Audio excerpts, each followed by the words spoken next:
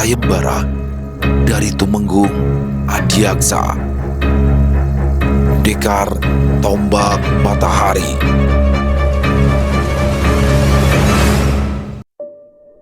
Di kediaman Tumenggung Adiaksa, seorang gadis memasuki ruang pribadi sang Tumenggung dengan wajah cemberut. Langkahnya yang tergesa membuat sang Tumenggung yang sedang membaca gulungan lontar segera menghentikan kegiatannya. "Ada apa denganmu, Ningrum?" Tumenggung Adiaksa bertanya seraya mendekati putrinya, lalu mengajaknya duduk di kursi panjang yang terdapat di ruangannya. "Rama, kenapa Rama membuat sayembara tanpa persetujuanku? Apa aku sekarang sudah tidak penting untuk Rama?" Gadis yang tak lain dan tak bukan adalah Ningrum memonyongkan bibirnya, membuat Tumenggung Adiaksa tersenyum tipis. Di dunia ini, tak ada yang memahami gadis ini lebih baik dari dirinya, apalagi semenjak kematian ibunya 7 tahun yang lalu, membuat Tumenggung Adiaksa sangat memperhatikan putri bungsunya. Saat ini, dengan senyum tipis yang selalu terulas di wajahnya, Tumenggung Adiaksa menggoda Ningrum. Justru karena Rama sangat peduli dengan Ningrum, jadi Rama membuat sayembara ini. Bagaimana menurut Ningrum? Ningrum setuju dengan sayembara ini, tapi dengan satu syarat. Syarat apa itu? 10 orang yang berhasil bertahan harus melawan Ningrum. Jika salah satu dari mereka bisa mengalahkan Ningrum, maka dia yang akan Ningrum pilih. Tumenggung Adiaksa hanya bisa tersenyum kecut ketika mendengar ucapan putrinya. Untuk remaja seusianya, sangat jarang yang bisa mengalahkannya dalam sebuah pertempuran 1 lawan 1. Kecuali sosok seperti jenderal muda kerajaan muncul, mungkin itu akan merubah alurnya. Tetapi dari kabar yang tersiar, putra Panglima Besar Indrayuda terluka parah, bahkan dicopot dari posisinya sebagai pemimpin pengawal putra mahkota. Jika pemuda tersebut muncul pun, kemungkinan besar dia masih belum sembuh total. Lelah berangan-angan, Tumenggung Adiaksa mengalihkan pandangannya kepada putrinya lagi. "Jika tidak ada yang mampu melawanmu, bagaimana?" "Ya artinya mereka semua bukan jodohku." Tumenggung Adiaksa menghela nafas pelan sebelum mengangguk dan menyetujui permintaan putrinya. Jika ada seseorang yang putrinya sukai, maka dia pasti akan mengalah di saat yang tepat. "Rama tidak perlu khawatir tentang jodohku. Putri Rama ini cantik, baik hati serta pandai. Untuk urusan dapur juga cukup cekatan." Walau masih gosong saat menggodok air, jawaban Ningrum membuat Tumenggung Adiaksa terkekeh. "Sudahlah, Rama akan memastikan orang yang akan meminangmu nanti memiliki latar belakang bagus, sehingga ada orang yang membantumu mengurus keperluan rumah tangga." "Terima kasih ya Rama, Rama memang yang terbaik." "Ningrum, kembalilah. Sepertinya Ki Antasena mencarimu beberapa waktu yang lalu. Rama juga ingin menyelesaikan beberapa hal." "Baik Rama."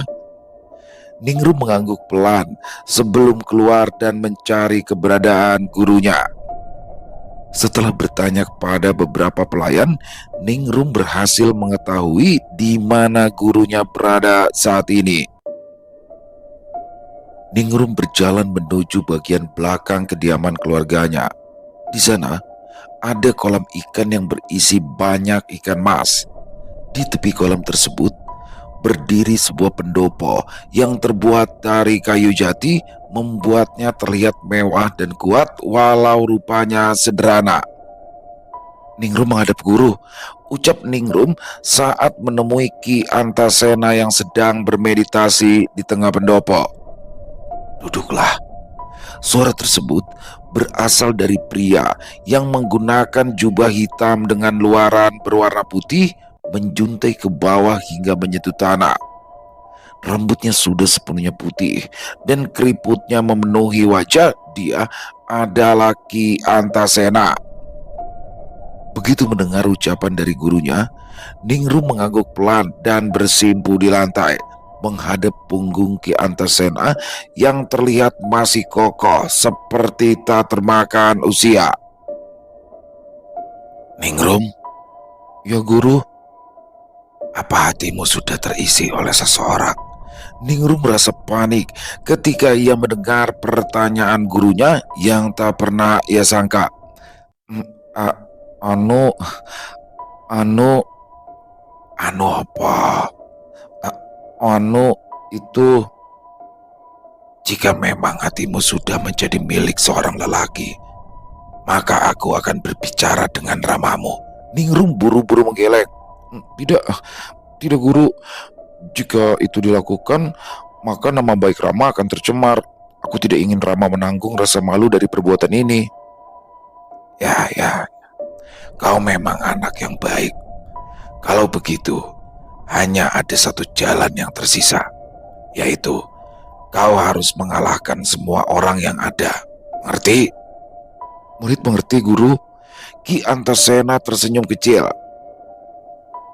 "Muridku, kawan lamaku sedang berkunjung ke kota ini. Aku ingin menemuinya.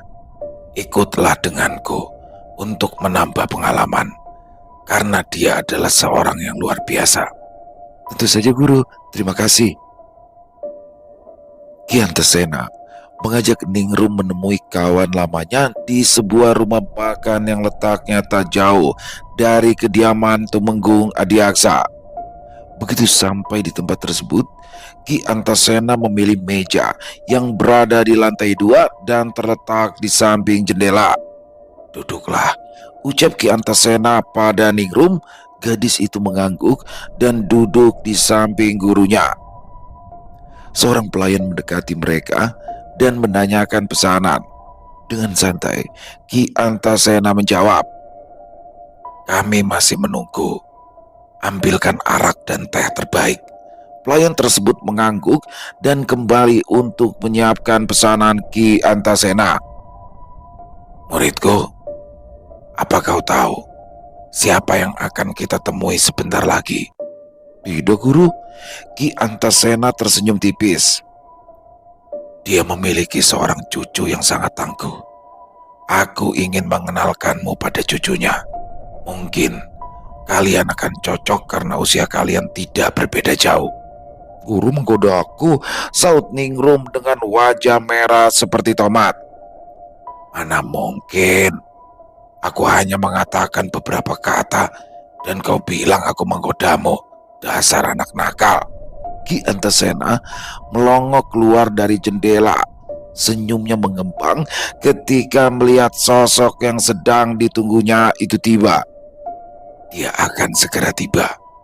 Ningrum merapikan baju dan mengusap rambutnya ketika mendengar ucapan sang guru, memastikan penampilannya tak berantakan. Tak lama berselang, seorang pria dengan jubah hitam memasuki rumah makan dan segera menuju ke lantai 2. Ketika siluet pria tersebut muncul, manik hitam milik Ningrum melebar. Jantungnya berdebar kencang, tak lupa mulutnya juga menganga. Ki Antasena melihat perubahan dari muridnya. Ia hanya mengerutkan kening sebelum menyambut kedatangan kawannya yang baru saja tiba. "Ki Arya, kau terlihat bertambah tua." Ki Antasena berkata dengan senyum mengejek. "Kau ini masih saja suka mengejekku. Kenapa aku mencium bau tanah dari tubuhmu ya?" Kedua pria itu tertawa lantang sebelum duduk di kursi bambu. Ki Arya Saloka melempar pandang pada gadis yang berdiri di belakang Ki Antasena dengan senyum tipis. Ningrum yang menyadari tatapan dari Ki Arya Saloka membungkuk hormat seraya berkata, "Ningrum memberi hormat pada senior." "Duduklah, tidak perlu terlalu sopan. Tak lama lagi kau akan menjadi cucu menantuku," jawab Ki Arya Saloka yang membuat Ningrum merona pipinya. "Loh, sebenarnya apa yang terjadi? Aku menyadari perubahan muridku saat melihatmu. Apa kalian sudah saling kenal?" tanya Ki Antasena penasaran. Ki Arya Saloka mengangguk tipis. Kau tahu kan, cucuku, Surya Yuda. Ki Antasena mengangguk sebelum bertanya balik. Apa ada sesuatu di antara mereka berdua? Ya, dia ini pernah menolong sekaligus melukai cucuku. Dan sejak kejadian itu, sepertinya cucuku kehilangan bagian satu organ tubuhnya. Hah? Bagaimana mungkin? Bukankah cucumu seorang komandan pasukan? Bagaimana mungkin bisa dikalahkan oleh muridku begitu saja? Balas Ki Antasena tak percaya. Ki Arya Saloka hanya tertawa. Tanyakan saja pada gadis ini. Aku juga tidak memahaminya secara utuh. Yang jelas, 5 tulang rusuk sejati cucuku patah. Tuan, kenapa Anda mengungkit lagi masalah itu? Bukankah semuanya sudah impas? Pekik Ningrum yang sudah tak tahan lagi dengan ucapan Ki Arya Saloka. Ningrum, jaga ucapanmu.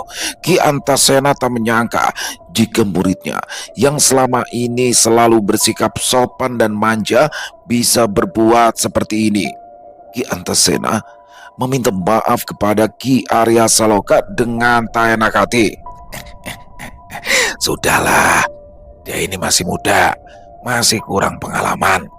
Saat menjadi cucu menantuku, aku yakin dia akan sangat manja padaku.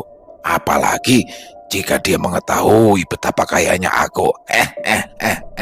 Ki Arya Saloka masih saja menggoda Ningrum. Jika memang perasaan itu sungguh nyata, maka aku sangat menyetujuinya. Kalau begitu, mintalah cucumu untuk ikut sayembara 10 hari nanti. Jangan sampai terlambat, atau dia akan dibawa oleh pria lain. Mendengar antusiasme yang diucapkan oleh Ki Antasena, Ki Arya Saloka malah terdiam. Dia ingat, jika cucunya tak bisa mengeluarkan tenaga dalam, bahkan saat ini dia juga masih terluka. Kisena, sebenarnya cucuku itu sedang terluka. Hah? Apa itu karena muridku? Bisa jadi ya, bisa jadi tidak, jawab Ki Arya Saloka. Sebelum terluka karena Ningrum, sebenarnya Surya Yuda juga sedang terluka. Dia tidak bisa mengeluarkan tenaga dalamnya karena kesalahanku. Jelas Ki Arya Saloka dengan tatapan sendu. Kenapa bisa begitu? Apa kau salah memberikan dia obat? Tanya Ki Antasena yang dibalas anggukan oleh Ki Arya Saloka. Ya, dia memiliki tubuh khusus yang diberkati oleh Dewa Surya, sehingga dirinya jauh lebih kuat daripada manusia yang seumuran dengannya. Tapi aku terlambat mengetahuinya. Saat dia terluka, setelah melewati pertempuran melawan bandit Bejagalan, aku memberikannya ilalang emas yang membuat kondisinya kritis. Lalu, untuk menyelamatkan nyawanya, kau memberikan ramuan kencana wungu. Selaki Antasena yang dibalas anggukan oleh Ki Arya Saloka. Ki Antasena menghela nafas pelan ketika mengetahui kondisi cucu dari kawannya.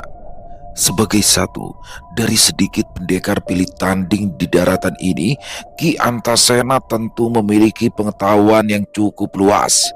Tubuh matahari juga pernah dia dengar, jadi dia mengetahui tentang beberapa hal. Dengan relasimu, apa kau tidak bisa mendapatkan mengkudu emas? Bukankah buah itu akan menyelamatkannya?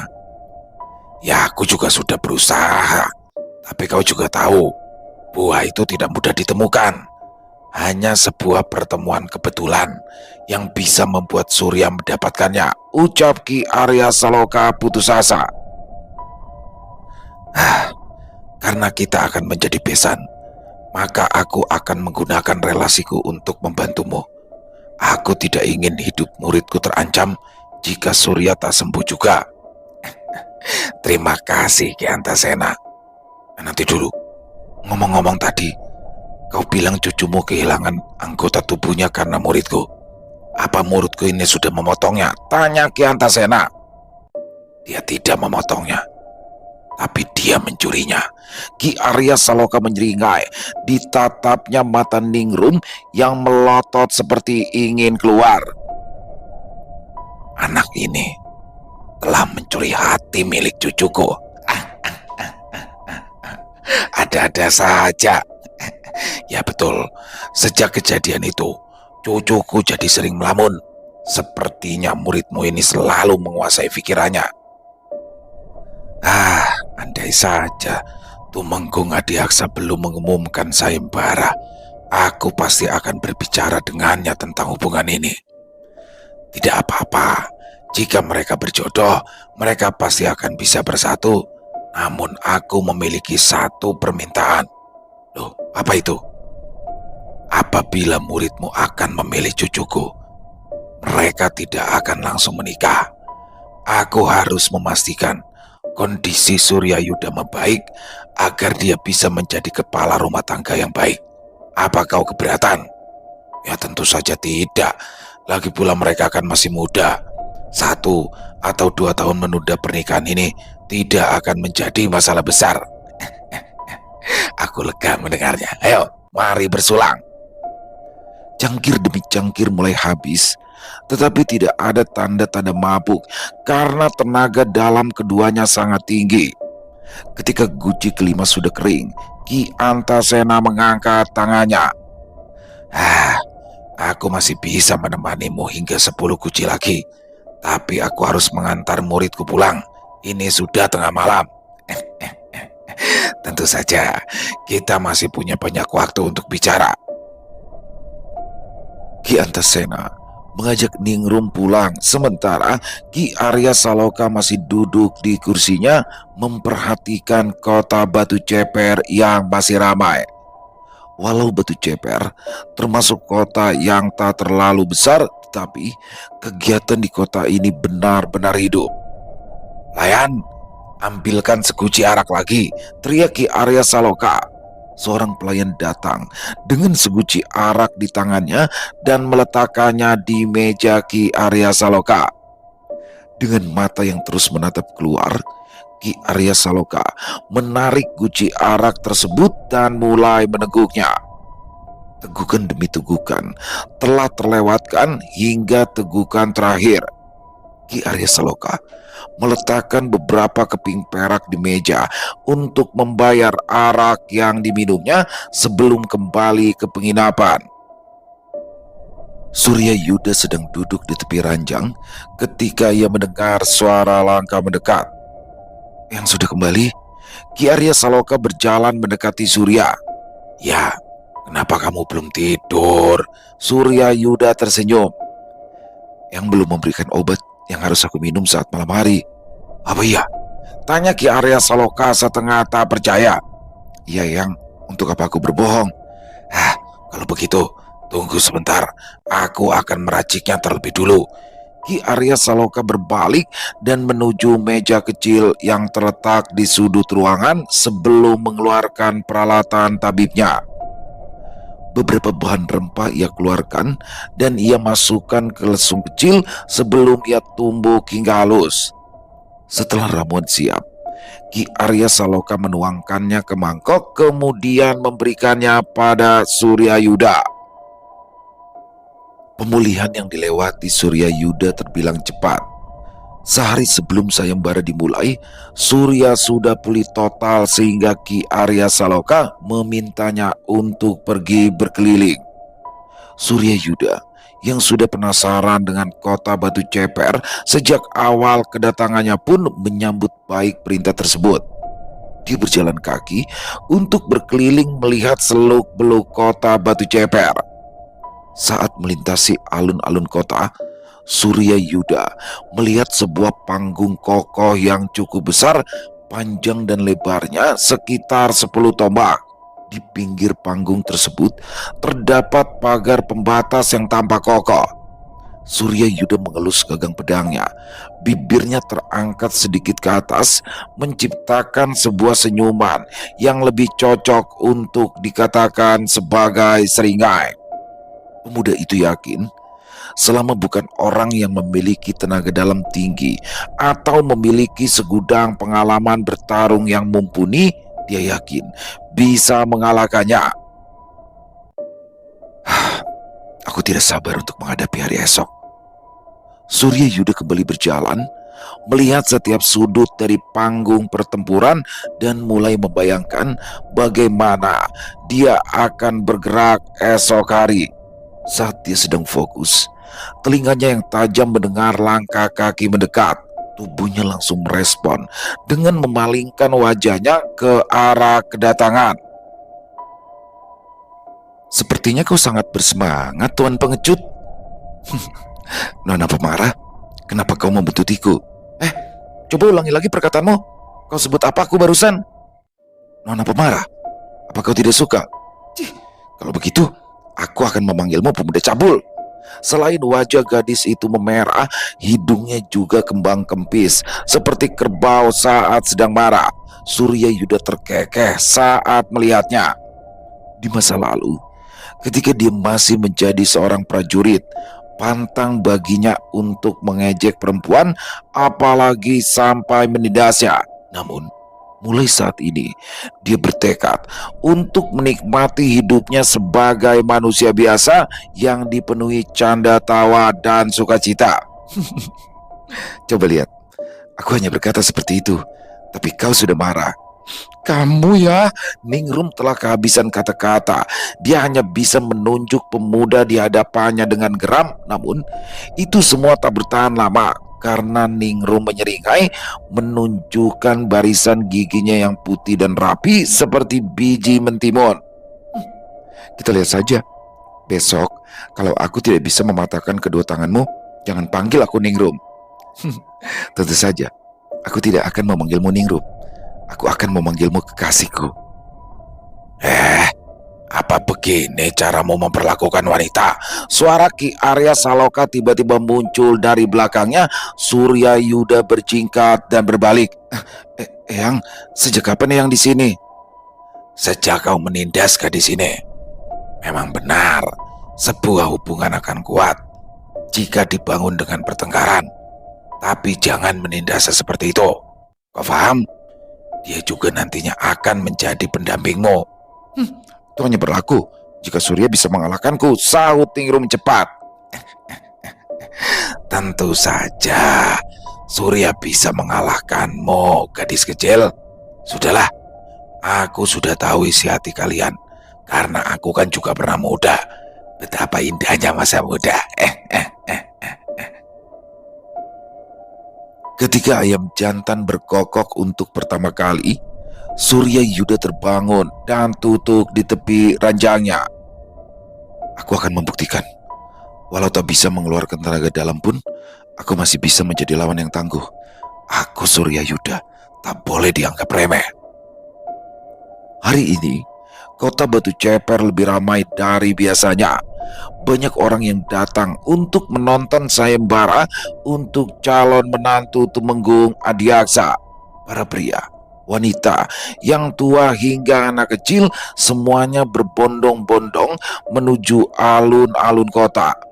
Bagi para pemuda, mereka tampak menggunakan baju terbaik yang mereka miliki atau menggunakan ikat kepala terkeren yang mereka punya. Tidak hanya pemuda dari kota Batu Ceper saja yang antusias dengan acara ini, tetapi pemuda-pemuda dari desa dan kota terdekat juga ikut hadir mengadu nasib. Bagaimana tidak? Ini adalah kesempatan mereka untuk menjadi menantu bagi tokoh besar seperti Tumenggung Adiaksa. Di sisi lain, Ki Arya Saloka yang mendapat undangan khusus dari Tumenggung Adiaksa berangkat lebih akhir dari Surya Yuda.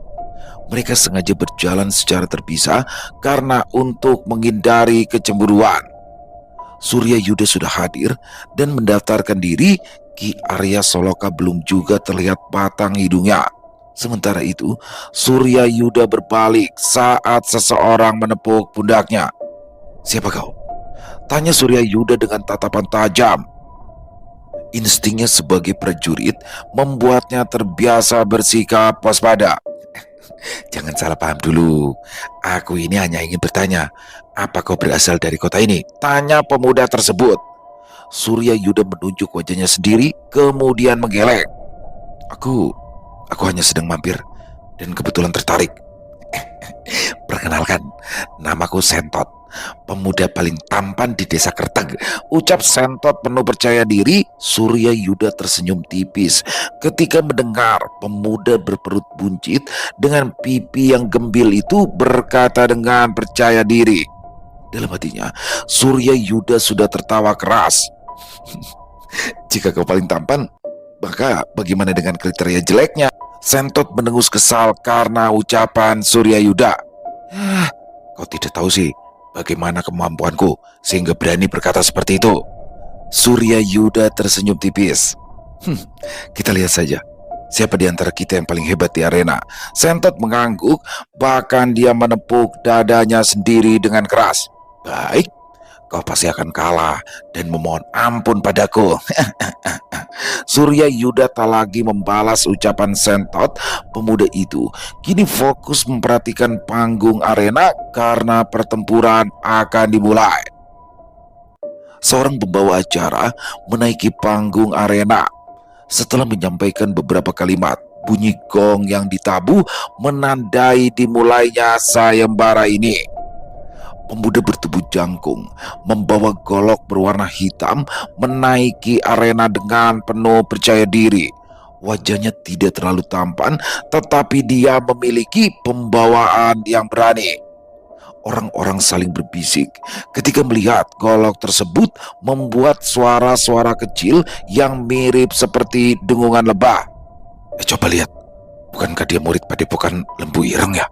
Ya, aku dengar dia itu salah satu murid langsung di sana. Sepertinya kemampuannya cukup tinggi. Salah satu pria menunjuk senjata yang pemuda itu tenteng. Golok di tangannya, bukankah itu golok penghancur ya? Golok penghancur? Bukankah itu golok yang bisa menghancurkan tulang lawan dalam sekali tumbuk? Mengerikan sekali senjata itu. Sudut bibir Surya Yuda berkedut ketika mendengar kata golok penghancur. Dirinya sebagai seorang prajurit tentu saja tidak asing dengan senjata tersebut. Bahkan ia pernah bertarung dengan orang yang menggunakan senjata itu. Beberapa tahun yang lalu, dia pernah ikut bertempur melawan bandit di perbatasan timur. Salah seorang komandan pasukan yang memimpinnya harus meregang nyawa setelah kepalanya hancur dihantam golok penghancur. Kau kenal dia? Tanya Surya Yuda pada Sentot yang masih berdiri di sampingnya. Ya tentu saja. Dia itu murid peringkat 3 di Padepokan Lembu Ireng. Namanya itu Seno. Orang-orang seusianya jarang ada yang mampu mengalahkan dia. Apa kau juga tidak bisa? Jika kami bertarung dengan tangan kosong, kemungkinan akan seimbang. Sentot memperlihatkan 2 bilah kerambit di pinggangnya. Senjataku tidak memadai jika kami harus bertarung menggunakan senjata. Surya Yuda mengangguk faham dan kembali memperhatikan panggung arena. Selain Seno, sudah berdiri seorang lainnya. Tubuhnya tinggi tegap, otot-otot di badannya menonjol seperti dilatih setiap hari. Nah, kalau dia itu Mahesa, dia itu dari perguruan Badak Putih. Jelas Sentot saat melihat Surya Yuda memperhatikan lawan dari Seno. Seimbang seperti badannya. Tak seperti Seno yang bertarung menggunakan golok, Mahesa bertarung dengan tangan kosong. Ketika gong tanda dimulainya pertandingan ditabuh, kedua petarung maju dan melayangkan serangan masing-masing. Seno dengan lincahnya mengayunkan goloknya ke sana kemari, menebas dari atas ke bawah dan kiri ke kanan, menghasilkan suara desing yang membuat merinding. Mahesa memilih menghindar. Gerakannya terlihat lambat dan membumi, tetapi seberapa cepat pun Seno melancarkan serangan, Mahesa bisa menghindarinya dengan mudah.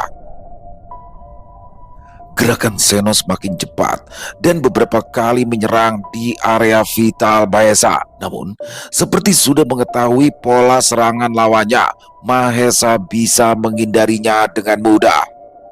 Beberapa puluh tarikan nafas berlalu.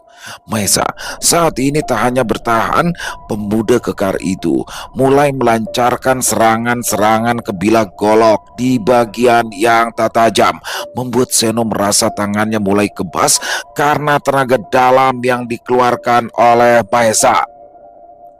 Dalam beberapa tarikan nafas kemudian, golok penghancur di tangan Seno terlempar hingga merusak pagar pembatas arena. Mahesa tidak menyia-nyiakan kesempatan tersebut dan meninju perut Seno hingga pemuda itu mundur beberapa langkah sebelum menyemburkan darah dari mulutnya.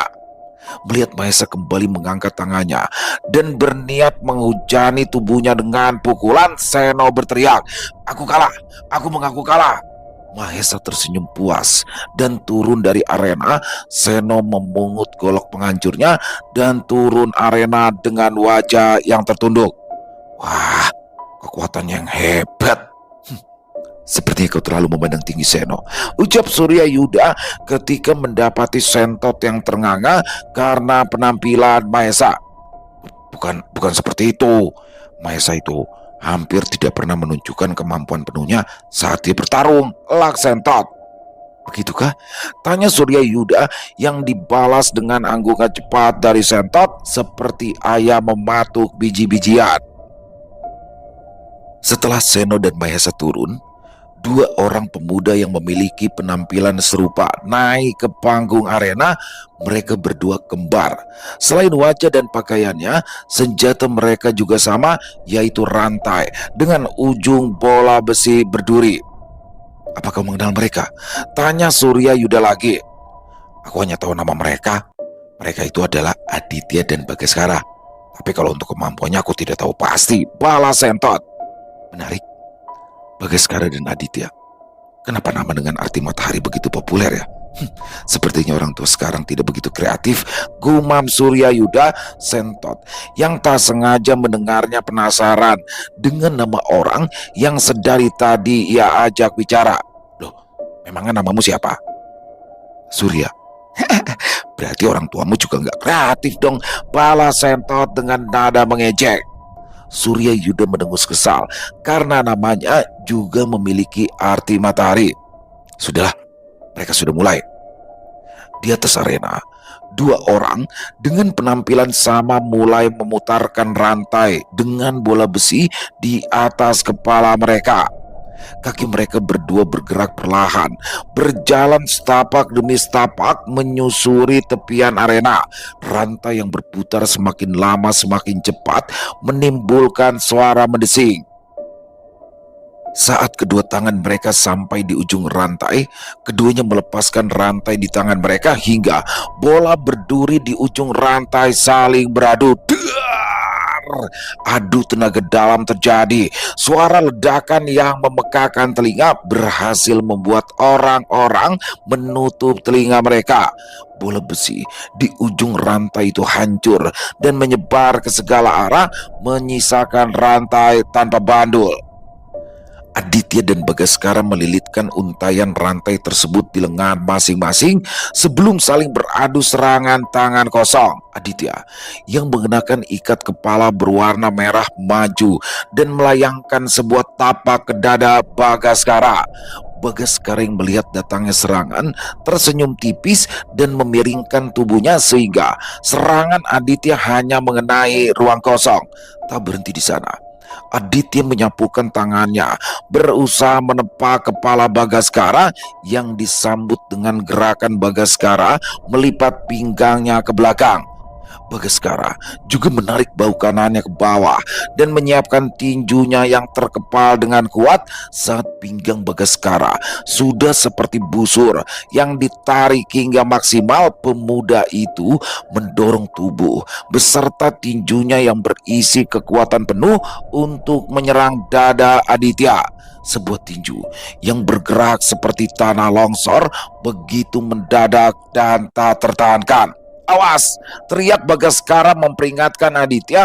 Aditya mencoba untuk menghindar, tetapi dia tidak memiliki cukup waktu sehingga kedua tangannya secara tak sadar melindungi dada dari pukulan Bagaskara. Krak! Suara patah tulang terdengar di telinga beberapa orang seperti Ki Antasena dan Ki Arya Saloka. Bagaskara segera menarik serangannya, tetapi itu semua terlambat karena tubuh Aditya mengalir deras ke tepi arena hingga menabrak pagar pembatas. Pagar pembatas yang terbuat dari kayu jati tua itu hancur saat tubuh Aditya menabraknya. Raungan keras terdengar dari mulut pemuda yang tersungkur di tepi arena. Kedua tangannya terkulai lemas seperti tak berdaya. Bagaskara segera berlari menghampiri kembarannya itu. Dia berjongkok dengan wajah dipenuhi kekhawatiran. Aditya, maafkan aku. Tanganku, tanganku, kau menghancurkan tanganku, teriak Aditya histeris. Ki Arya Saloka yang sebagai tabib tergetar hatinya. Dia melompat ke tepi arena tempat Aditya dan Bagaskara berada, kemudian memeriksa tangan Aditya. Dalam sebuah pertempuran, terluka adalah hal yang sangat wajar. Tanganmu ini memang patah di beberapa titik, tapi ini masih mungkin untuk disembuhkan asal kau mau berusaha. Kau paham? Selepas Ki Arya Saloka memeriksa Aditya dan memberikannya obat, Bagaskara yang masih dirundung rasa bersalah membantu Aditya untuk turun arena. Suryayuda melihat kilatan kebencian dari mata Aditya. Ia menghela nafas pelan. Sepertinya masalah ini tidak akan selesai begitu saja. Emang apa dia yang salah? Tanya Sentot. Suryayuda menggeleng pelan.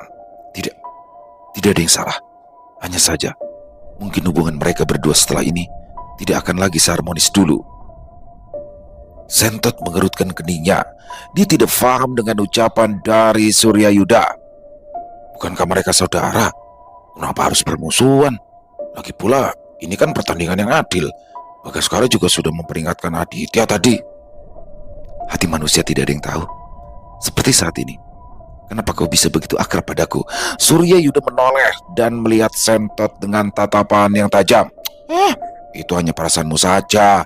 Aku sedari tadi memang berdiri di sini kok, balas Sentot. Ki Arya Saloka kembali ke tempat duduknya yang berada di samping Ki Antasena. Beberapa pertandingan selanjutnya tidak begitu seru karena orang-orang yang naik ke atas arena kebanyakan memiliki kekuatan yang kontras, sehingga beberapa bahkan kalah atau terluka dalam serangan pertama. Suryayuda menghela nafas pelan karena ia merasa bosan.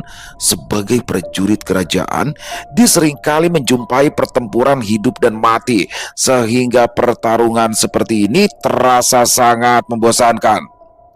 Ningrum yang duduk di samping Tumenggung Adiaksa juga cemberut karena kebosanan. Rama, aku bosan. Kalau seperti ini terus, aku yakin jika melawan 10 orang sendirian pun aku bisa menang dalam waktu singkat. Kau ini bosan atau mau melihat cucu Ki Arya Saloka lebih cepat? Goda Tumenggung Adiaksa. Wajah Ningrum menjadi merah saat mendengar ucapan Tumenggung Adiaksa. Rama, kenapa Rama terus menggoda aku sih? Kenapa muka Ningrum memerah? Apa jangan-jangan tebakan Rama benar? Setelah beberapa pertandingan, akhirnya kali ini giliran Suryayuda untuk naik. Dengan penuh percaya diri, Suryayuda melangkah ke arena. Beberapa orang menatapnya dengan tatapan merendahkan. Pasalnya, sebelum Suryayuda, kebanyakan pemuda yang mengikuti sayembara akan melompat ke tengah arena dari tempat mereka berdiri. Namun, saat ini Suryayuda bahkan terlihat berjalan dengan santai. Lawan Suryayuda sudah berdiri di tengah arena, sedang menatap Suryayuda dengan tatapan merendahkan. Surya, Wera. Baik Suryayuda maupun Wera sama-sama menggunakan pedang. Setelah perkenalan diri, mereka menarik pedang dari sarungnya. Walau Suryayuda terlihat percaya diri, tetapi jantungnya berdebar kencang karena khawatir lawannya memiliki tenaga dalam tinggi yang akan membuatnya terluka. Namun, buru-buru ia menepi segala kerisauan di hatinya. Surya Yuda maju dan menebaskan pedang ke arah perut Wera. Ketika pedangnya tak mampu mengenai sasaran, Surya Yuda langsung berguling dan menyapukan kakinya menghantam kaki Wera yang tak dijaga. Wera cukup terkejut dengan gerakan tiba-tiba yang dilakukan oleh lawannya, melompat mundur dan menjaga jarak dari Surya Yuda. Takut, menyerahlah, ejek Surya Yuda. Ketika serangan fisik tak mampu melukai lawan, maka gunakanlah serangan verbal yang akan melukai mental. Mendengar ucapan dari Surya Yuda, Wera mendengus kesal, kemudian ia berseru. Hanya mimpi, Surya Yuda menyeringai karena ia berhasil memancing emosi lawannya. Tepat seperti yang sudah Surya Yuda bayangkan, lawannya kini menyerangnya dengan lebih agresif, bahkan menyerang di beberapa bagian vitalnya. Tetapi itu semua belum cukup untuk membuat Surya Yuda menyerah. Mati, teriak Wera penuh emosi. Pemuda itu mencurahkan segenap kekuatannya pada serangan akhir kali ini. Sebuah tebasan menyilang dari kanan ke kiri membuat Surya Yuda terpaku karena teringat dengan pertarungannya beberapa waktu lalu melawan bandit penjagalan. Sat! Sebuah garis darah terbentuk di dada kanan Surya Yuda, membuat Surya Yuda kembali tersadar. Trang! Surya Yuda menepis pedang di tangan Wera dengan sekuat tenaga. Pedang tersebut terlempar hingga menancap di pagar tepi arena. Surya Yuda menghunuskan pedangnya ke jantung Wera, tetapi tidak menusukannya, melainkan berhenti ketika besi tajam itu baru menggores sedikit kulitnya. Walau tak berhasil menyebabkan luka yang mengerikan di dada Surya Yuda, tetapi tetap saja membuat Surya Yuda meringis kesakitan. Aku menyerah, teriak Wera. Dirinya sadar, walau ia berhasil melukai Surya Yuda, tetapi itu karena Surya Yuda membiarkannya. Apalagi saat ini pedang Surya Yuda sudah menempel di dadanya. Jika mau, dalam sekali hentakan, Surya Yuda bisa membunuhnya. Terima kasih, jawab Surya Yuda. Wera mengambil pedangnya sebelum turun dari arena pertarungan. Surya Yuda menyarungkan pedangnya dan berjalan gagah menuruni panggung arena. Selesai. Wow, luar biasa kisah pendekar tombak matahari. Waduh, makin seru aja nih ya di part ketiga ini. Dan sayembara dari Tumenggung Adiaksa untuk mencari siapa suami yang pas untuk Ningrum. Waduh, kalau saya berharap jelas dong Surya Yuda ya bisa memenangkan sayembara ini, dan pastinya teman-teman pasti berharap itu juga nih, saya yakin. Dan di sini bagaimana Surya Yuda memang sudah kehilangan tenaga dalam ya, sudah kehilangan tenaga dalam, tapi sekali lagi kemampuan bela diri dia tidak hilang, kekuatan dasar dia tuh nggak hilang, hanya tenaga dalamnya saja. Jadi dia tetap bisa bertarung layaknya para pendekar. Cuma kalau udah main tenaga dalam ya udah selesai, dia pasti kalah. Tapi kalau secara skill dia kan sudah terlatih dari kecil tuh, dia menjadi salah satu panglima ya kan di kerajaan Artanara. Jadinya di sini dia pasti punya skill yang luar biasa juga, dan semakin menarik ya. Jadi part keempat ini jadi 5 part, sorry teman-teman ya, sempat saya bilang ya kalau nggak salah di awal 4 part jadi 5 part, karena supaya lebih lebih dapat lagi nih nantinya. Setelah 5 part kita akan melihat, kalau animo teman-teman tinggi ya kita akan lanjut lagi nantinya, karena masih banyak sekali kisah tentang pendekar matahari, tentang Surya Yuda ini. Dan sekali lagi saya makin suka nih sama tokoh Ki Arya Saloka ya. Jadi sebagai seorang kakek dia nggak jaim, santai aja, dan tipikal ngomongnya yang ceplos-ceplos tuh. Waduh, saya suka banget nih Ki Arya Saloka versus Ki Antasena, guru dari Ningrum. Dan Ningrum juga gimana ya, dia pasti cantik lah karena anak Tumenggung ya kan. Dia cantik dan juga sakti. Wah, cocok banget sama Surya Yuda nih.